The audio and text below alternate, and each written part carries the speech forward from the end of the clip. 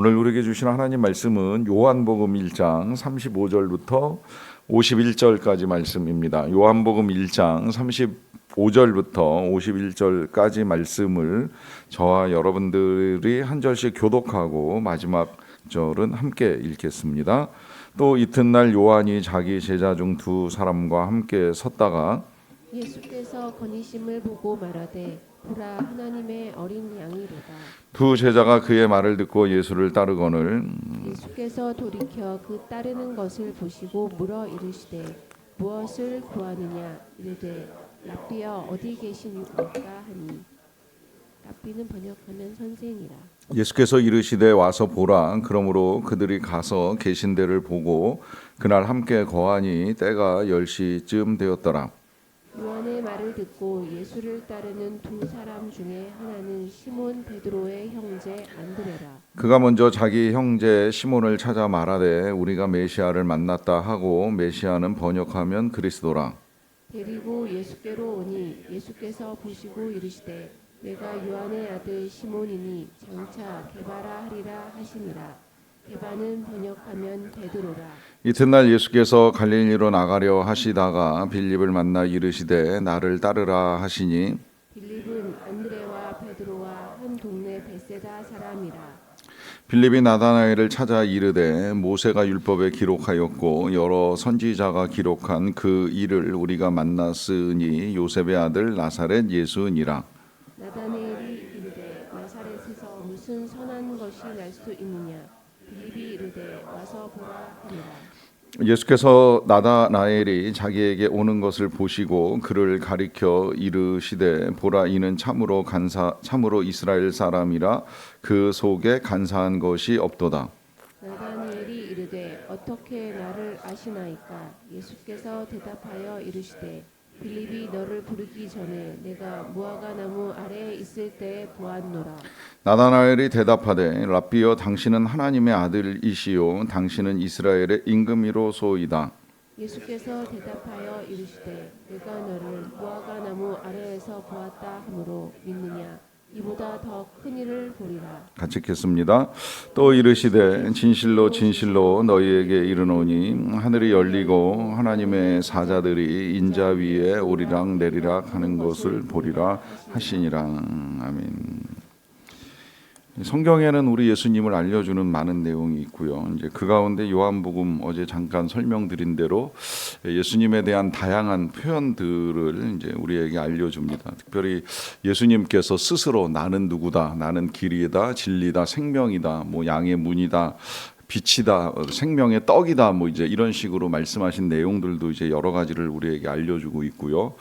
뿐만 아니라 이제 예수님이 계실 때에 예수님을 만났던 사람들이 예수님께 대하여 사용했던 이제 여러 가지 표현들이 들어 있습니다. 오늘 본문에도 예수님을 만났던 사람들이 예수님을 향해서 랍비, 이제 다시 말하면 이제 선생이라고 이제 번역도 되어 있는데 랍비 아니십니까? 이제 이런 이제 표현을 사용했던 사람도 있고 또 하나님의 어린 양, 하나님의 양이라든지 아니면 하나님의 아들이라든지 또 메시아라든지 하는 이제 여러 가지 표현이 있는데 이 복음서를 기록했던 사도 요한은 이제 제일 먼저 우리 예수님을 소개하기를 태초부터 계신 말씀이다. 이 말씀은 하나님과 함께 계셨던 말씀이고 또 실제로 이제 하나님이신 말씀이다 하면서 예수님에 대한 소개를 시작을 했고요.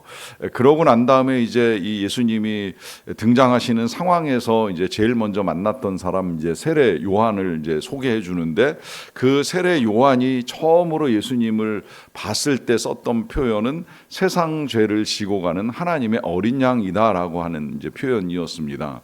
이 표현 이게 지금 우리에게는 이제 그렇게까지는 어렵지 않은 표현이라고 생각이 드는 것이 우리가 익히 들어왔지요. 예수님이 우리의 죄를 지셨다, 세상 죄를 지셨다, 그리고 어린 양처럼 십자가의 제물로 드려지셨다. 뭐 여기까지는 다 어느 정도 이제 이해를 하고 있기 때문에 이 표현이 우리에겐 낯설지 않지만 당시 요단 광야에서 이 요한에게 세례를 받는 사람들 입장에 있어서는 이게 도대체 무슨 말이지? 세상 죄를 지고 가는 하나님의 어린 양이다. 이제 이게 이해하기가 어려울 수 있는 표현인데, 이 표현을 지금 세례 요한은 한번 쓰고 지나가는 것이 아니라, 이제 오늘 본문에서 보시면 이튿날 예수님이 다시 오시게 되었을 때 똑같은 표현, 그는 하나님의 어린 양이다라고 하는 이제 표현을 사용을 하게 되고요.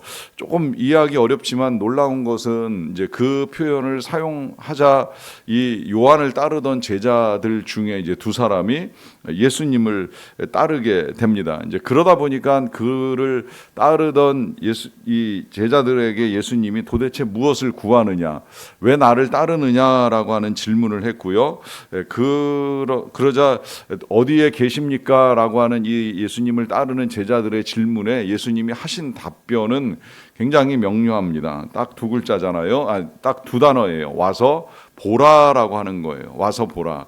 그러니까 예수님이 어디 계시는지, 이게 어디 계시는지의 질문은 뭐 단순히 공간만의 문제가 아니라 무엇을 하시는 분이신지 누구이신지에 대한 여러 가지 많은 의문이라고도 할 수가 있는데, 그 질문에 나는 누구다 이렇게 쉽게 말씀하실 수 있으셨던 예수님이 어떤 설명이나 표현 없이 그냥 와서 보라라고 하는 이제 말씀을 하셨어요. 그러자 이제 그들이 예수님을 따르기 시작을 하였는데, 그 따랐던 사람 중에 이제 한 사람이 안드레라라고 하는 사람인데, 이 안드레가 베드로의 형제입니다. 그렇게 이제 예수님을 따르게 되자 이 안드레가 제일 먼저 한 것이 자기 형제인 이제 베드로를 이제 부르러 간 것이죠. 원래는 시몬이라고 하는 이름을 가지고 있었고요. 그 이름을 가지고 있었던 베드로를 데리고 와서 예수님을 소개하게 되는데, 그 소개하는 자리에서 보시면 예수님이 42절에 보시고 이르시기를 네가 요한의 아들 시몬이니 장차 게바라 하리라 합니다. 그러면서 이제 이 게바도 번역하면 베드로라라고 하는데, 게바는 히브리어고 베드로는 헬라어예요. 그러니까 헬라어로 기록된 성경에서 히브리 단어 게바를 베드로로 번역하면서 이 베드로가 예수님을 만났을 때에 반석이라고 하는 의미의 이름을 얻게 되었다라고 하는 사실을 알려줍니다. 자, 여기에서도 이제 이 안드레가 데리고 온 시몬이 예수님을 만남으로 말미암아 이제 그의 이름이 바뀌는 이제 역사가 나타나게 되는데요. 나중에 이제 이 이름이 예수님이 교회를 세우시겠다라고 하는 약속까지 주시는 이제 중요한 이름이 되지요.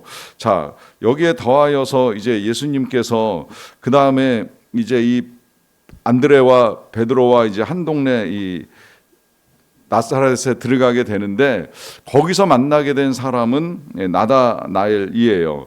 그 예수님을 만난 이 제자들이 이제 이 나다나엘에게 가서 우리가 메시아를 만났다라고 하는 메시지를 전달을 하게 되니까, 처음에 이 나다나엘이 보였던 반응은 나사렛에서 무슨 선한 것이 날 수 있느냐라고 하는 질문을 한 것입니다. 이것은 이 나사렛이 그저 그냥 어업이나 해먹고 살아가는, 뭐 조금 여기 제가 가지고 있는 성경의 해석에 따르면 이제 불황무식한 동네이기 때문에, 이런 동네에는 가르침도 없고 배움도 없고, 그러다 보니까 거기에서 뭔가 선한 지혜와 능력을 가진 사람이 있을 수가 없다라고 하는 이제 뜻에서 한 표현이라고 이제 해설이 덧붙여져 있는데, 그 표현대로 이제 이 정도의 지역에서는 뭔가 선한 일이 일어날 수 없다, 선한 역사, 선한 사람 나오는 것은 어려운 일이다라고 하는 이제 말을 한 거예요.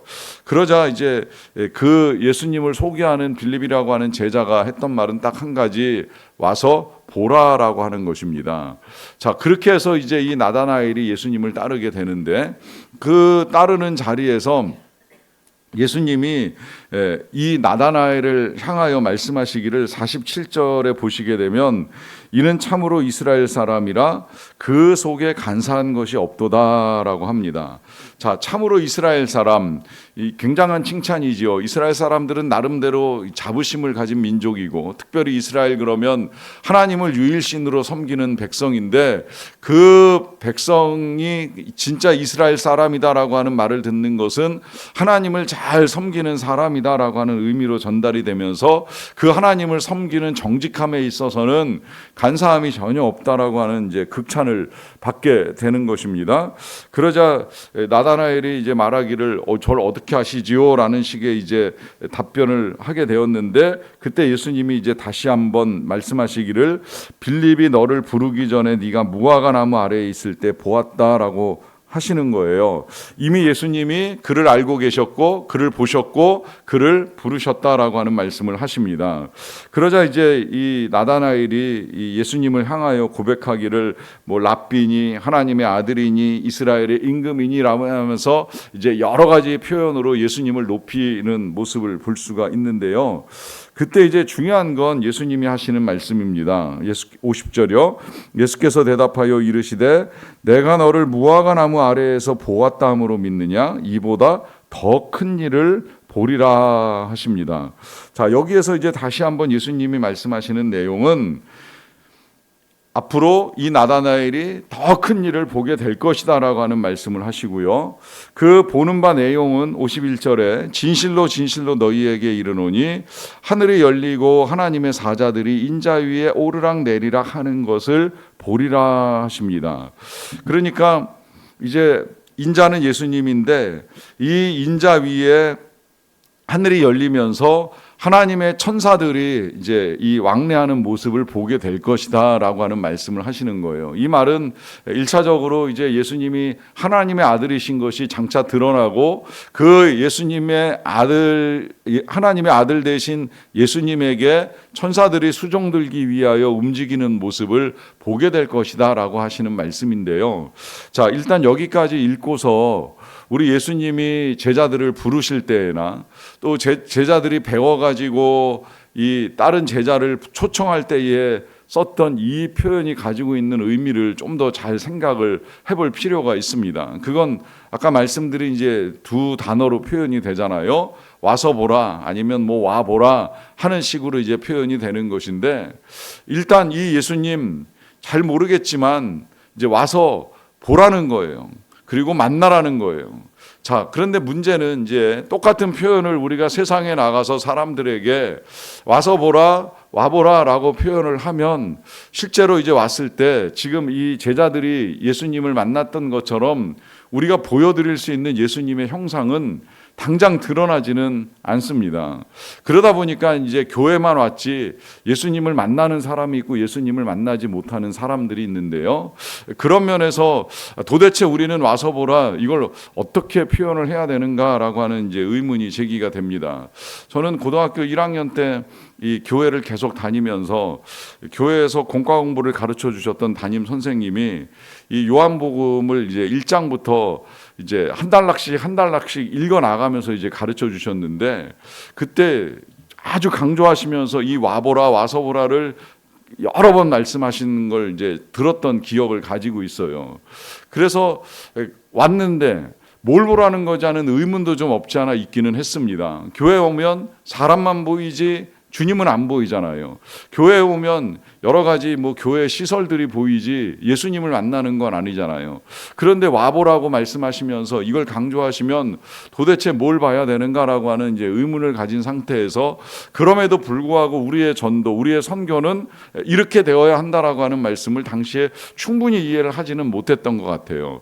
그런데 이제 시간이 흐르면서 이제 몇 가지 이제 깨닫고 알게 된 것들이 있게 되는데요. 그것은 일단 주님이 여전히 사람들을 초대한다는 사실입니다. 와서 보라고 말씀을 하시는 분이시죠. 자, 그렇게 초대를 하시는데 보여주시는 건 예수님 자신이 아니라 교회를 보여주십니다. 자, 교회를 보여주신다는 건 예수님을 믿는 사람들을 보여주는 것이죠. 왜냐하면 예수님을 믿는 사람들은 작은 예수로서 예수님을 증거하는 예수님의 제자들이기 때문이죠. 그러다 보니까 실은 이제 우리 교회를 다니는 사람들이 정말 중요해요.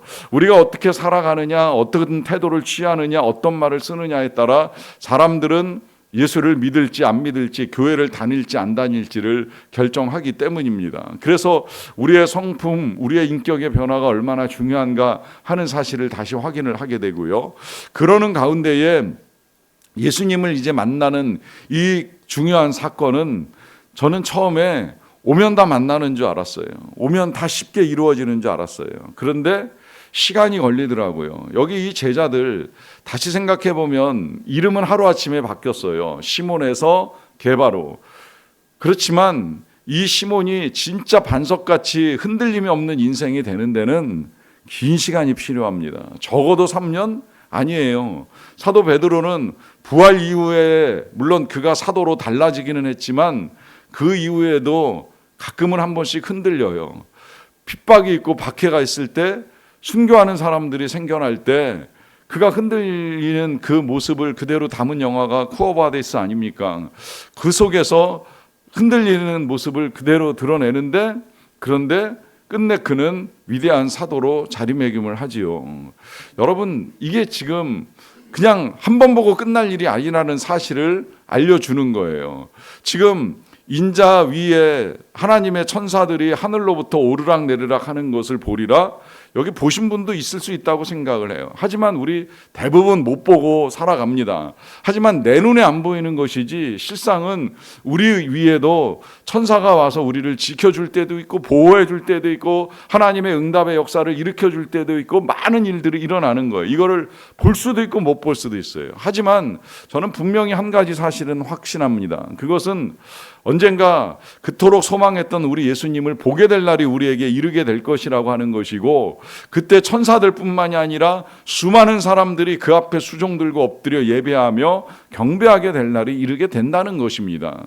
다만 그 시간이 언제일지 알 수 없고 언제 보게 될지 우리가 모르기 때문에 믿음을 가지고 나아가다 보면 주님 약속하신 대로 온 자들은 볼 수 있습니다.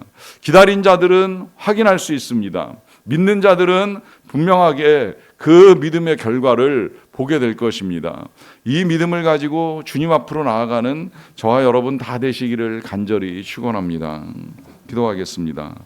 사랑과 은혜가 풍성하신 아버지 하나님 감사합니다. 오늘도 우리들을 사랑하셔서 우리를 초대하시고 그 부르심을 따라 우리가 주님 앞에 이를 수 있게 하여 주신 것을 진심으로 감사드리옵나이다. 한 사람 한 사람 귀하게 여기시면서 우리들을 통하여 하나님의 선한 역사를 이루어가기 원하시는데, 하나님 때때로 우리의 의심과 불신이 하나님의 선한 역사를 막을 때가 많았음을 고백합니다. 그런 우리에게 다시 오늘 이 아침에 와서 보라 말씀하시면서 우리를 통하여 선한 역사가 일어날 것이고 우리 눈앞에 펼쳐지는 하나님의 선한 일들이 이루어지게 될 것이라고 하는 사실을 다시금 우리가 듣게 하여 주시는 것을 감사드리옵나이다.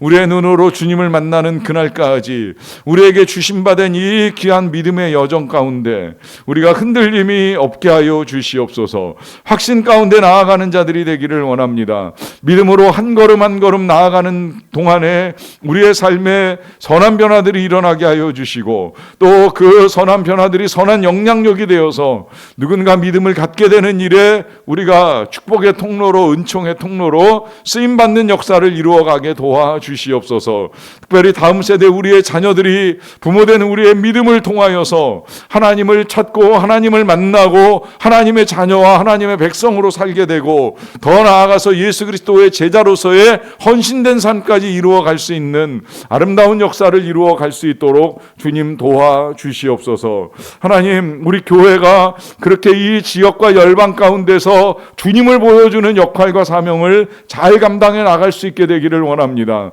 주님을 증거하고 주님을 높이고 주님을 드러내라고 우리를 세워주셨는데 교회의 본질적 사명을 잊어버리지 않도록 도와주시고 우리에게 허락하신 바 된 그 존재 목적과 여러 가지 비전들을 아름답게 이루어 갈 수 있도록 도와주시옵소서. 그러는 가운데에 사람을 세우고 교회를 세우고 다음 세대와 선교사님들을 세워드리는 아름다운 역사를 풍성하게 이루어 갈 수 있도록 도와주시옵소서. 이렇게 먼저 아버지 하나님의 나라와 의를 구하는 우리들에게 필요한 것들이 여러 가지가 있사옵나이다. 방학을 보내는 자녀들이 이 시간들을 통하여 영적으로 충전되고 부족한 실력들을 채우고 또 좋은 관계들을 형성해 나가는 아름다운 시간들이 되게 하여 주시옵소서. 또 우리 연약한 자들이 하나님의 치유와 회복의 역사를 간구하고 있사오니 하나님께서 오늘도 치료하는 광선을 발하여 주시고 능력 가운데 고쳐주시며 아름다운 건강의 회복의 역사가 나타날 수 있도록 도와주시옵소서. 그 밖에도 여러 가지 각 가정에 필요한 모든 것들을 아시는 주님께서 채우시되 영육간의 모든 필요한 것들을 공급하여 주시기를 간절히 원합니다. 이 모든 일들을 통하여 우리를 사랑하시는 주님의 이름만이 높임 받으시기를 간절히 원하옵고 감사드리며 예수님의 이름으로 기도하옵나이다. 아멘.